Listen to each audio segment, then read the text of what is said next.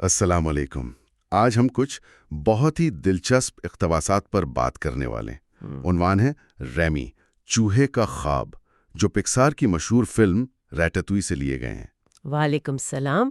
جی بالکل، اور مقصد صرف کہانی سنانا نہیں بلکہ ان ذرائع سے جو نکات نکلتے ہیں ان پر غور کرنا ہے، خاص طور پر یہ کہ کیسے غیر معمولی ٹیلنٹ اور سماجی رکاوٹیں ٹکراتی ہیں۔ صحیح، تو یہ کہانی ہے ریمی نامی چوہے کی۔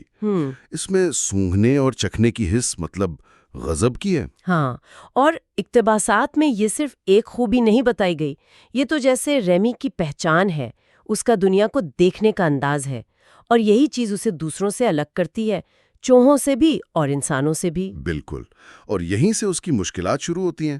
ایک تو اس کے خاندان والے وہ شک کرتے ہیں۔ اقتباسات میں اسے صرف مخالفت نہیں دکھایا گیا بلکہ ایک طرح سے عملیت پسندی۔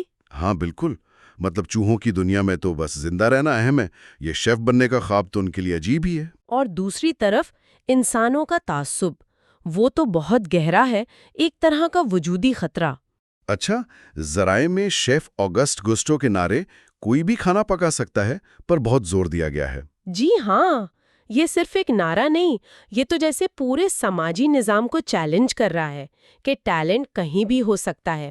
ریمی کا پیرس میں اسی ریسٹورانٹ کے پاس پہنچنا یہ اتفاق سے زیادہ لگتا ہے جیسے قسمت اسے وہاں کھینچ لائی ہو۔ ایک طرح سے اس نعرے کی آزمائش شروع ہو جاتی ہے۔ بالکل۔ اور پھر وہ لنگوینی سے ملتا ہے۔ ان کی جو شراکت داری ہے، ذرائع اسے کیسے دکھاتے ہیں؟ کیا یہ بس ایک چالاک منصوبہ ہے؟ نہیں، اس میں گہرائی ہے۔ ذرائع بتاتے ہیں کہ یہ شراکت داری کافی پیچیدہ ہے۔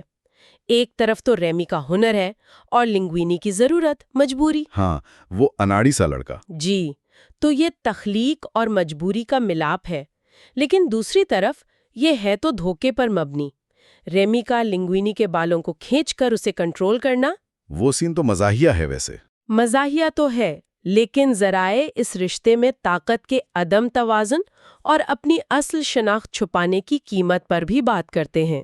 تو یہ صرف کامیابی نہیں، اس کے پیچھے سمجھوتے بھی ہیں۔ جب لنگوینی مشہور ہونا لگتا ہے تو ریمی کی اندرونی کیفیت کیا ہوتی ہے؟ ذرائع اس بارے میں کیا کہتے ہیں؟ یہ بہت اہم نقطہ ہے۔ اقتباسات ریمی کے دوہرے پن پر زور دیتے ہیں۔ وہ ایک ہی وقت میں کامیاب شیف بھی ہے لنگوینی کے ذریعے، اور ایک چھپا ہوا چوہا بھی۔ اسے اپنی کامیابی کو اپنی ذات سے الگ رکھنا پڑتا ہے۔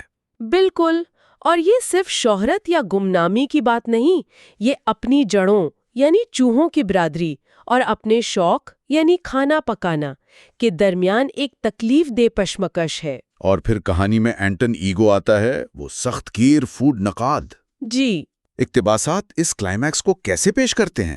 یہ صرف ایک موڑ ہے یا کچھ اور؟ یہ صرف موڑ نہیں، یہ تو کہانی کے مرکزی خیال کا امتحان ہے۔ ذرائع کے مطابق ریمی کا وہ سادہ سا ریٹاتوئی ڈش پیش کرنے کا فیصلہ بہت سوچا سمجھا تھا۔ اچھا؟ ہاں، وہ صرف مزیدار کھانا نہیں تھا، وہ ماضی کی یادیں تھیں، سادگی کی طاقت تھی، اور یہ کوشش تھی کہ تنقید کو جذبات سے بدلا جائے۔ ایگو کا رد عمل یہ دکھاتا ہے کہ فن، چاہے وہ کھانے کا ہی کیوں نہ ہو، کتنا طاقتور ہو سکتا ہے۔ وہ تو اس کا دل پگھلا دیتا ہے۔ جی بالکل، وہ سخت نقاد بھی نرم پڑ جاتا ہے۔ لیکن اتنی بڑی کامیابی کے بعد بھی ریسٹورانٹ تو بند ہو جاتا ہے۔ کیا ذرائع سے ناکامی مانتے ہیں؟ نہیں، ناکامی نہیں، بلکہ ایک حقیقت پسندانہ نتیجہ۔ آخرکار معاشرتی اصول جیسے صفائی کے قوانین اور ریمی کی حقیقت کہ وہ ایک چوہا ہے، وہ ٹکرائی گئے۔ ہاں، یہ تو ہونا ہی تھا۔ لیکن اقتباسات اس بات پر زور دیتے ہیں کہ اصل کامیابی ریسٹورانٹ کا چلنا نہیں تھا، بلکہ ایگو کا بدلنا اور ایک نئی شروعات کا ہونا تھا۔ وہ جو نیا بسٹرو کھولتے ہیں لارا چچوئی، چھوٹا سا، خفیہ سا۔ جی، وہ ایک سمجھوتا ہے، لیکن ریمی کے خواب کی بقا بھی ہے۔ تو خلاصہ یہ کہ یہ اقتباسات ہمیں کیا سکھاتے ہیں؟ خوابوں کے پیچھے بھاگنا، قبولیت، تخلیقی صلاحیت، یہ سب تو ہے، لیکن اس سے بھی گہری کوئی بات؟ میرے خیال میں ذرائع یہ بتاتے ہیں کہ عظمت واقعی کہیں سے بھی آ سکتی ہے، لیکن ضروری نہیں کہ معاشرہ اسے فوراً قبول کر لے۔